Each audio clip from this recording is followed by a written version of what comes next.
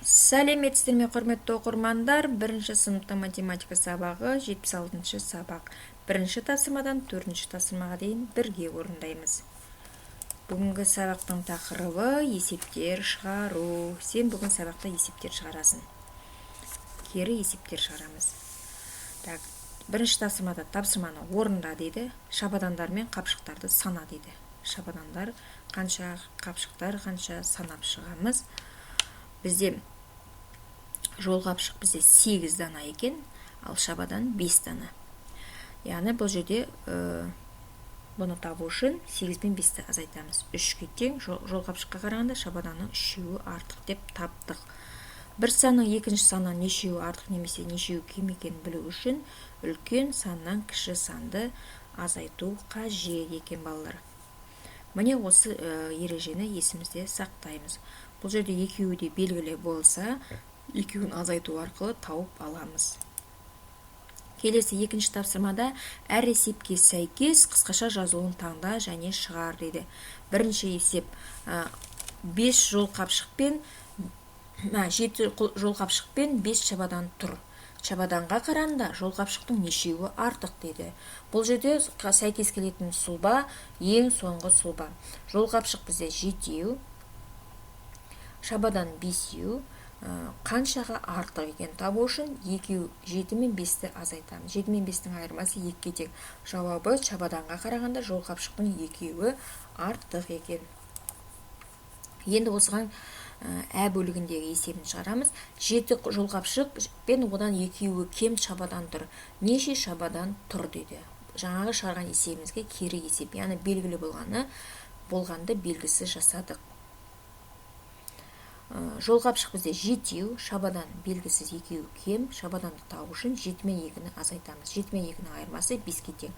Жауабы 5 шабадан тұр. Яғни бірінші сұлба сәйкес келеді екен бұл есепке. Келесі осы екінші тапсырманың Б бөлігіне келдік.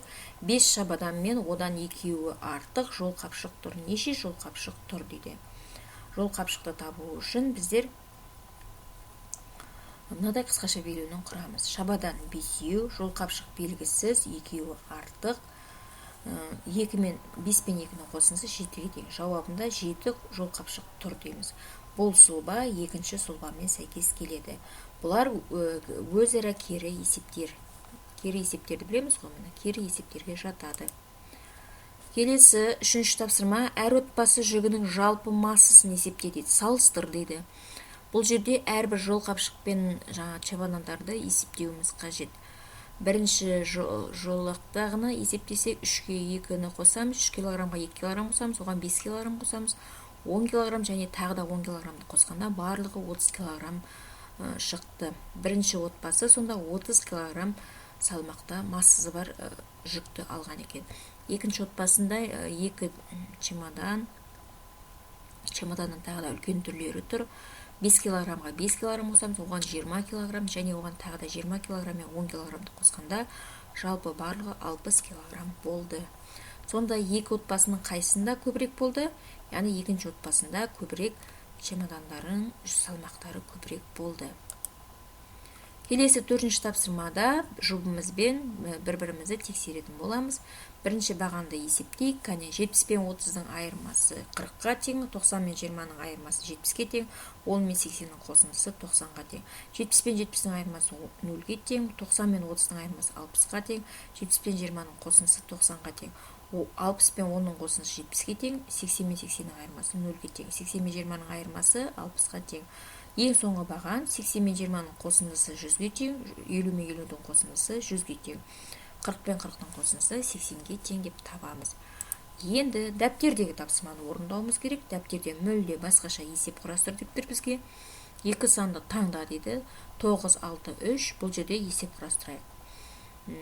Жолаушылар 9 дана шабадан және 6 дана жолқапшықты алып шықты. Жолаушылардың жолқапшыққа қарағанда шабаданның нешеуі артық деп сұрақ қойдық. ендеше оны табу үшін 9 пен 6-ны азайттық. 9 пен 6-ның айырмасы 3-ке тең. Жауабында жолқапшыққа қарағанда шабаданның 3-еуі артық деп жауап бердік. Келесі осы есебімізге кері есеп құрастырамыз. Кері есебімізде шабадан 9 дана, жолқапшық белгісіз 3 дана кем дедік. Жолқапшықты таптық. 9 пен 3-дің айырмасы 6-ға тең. Жауабында 6 жолқапшық бар деп жауап беретін боламыз. Міне, оқырмандар, осылай тапсырмаларды орындаймыз. Ары қарай бағдаршамның көзімен өзімізді бағалауды ұмытпайық. Кітаптағы, дәптердегі тапсырмаларды талқылап шықтық. Құрметті оқырмандар, сіздерге каналымызда тапсырмаларды орындау ұнаған болса, подписаться батырмасын басыңыздар, комментарий жазып, лайк басып кетіңіздер. Келесі уақытта кездескенше сау болыңыздар.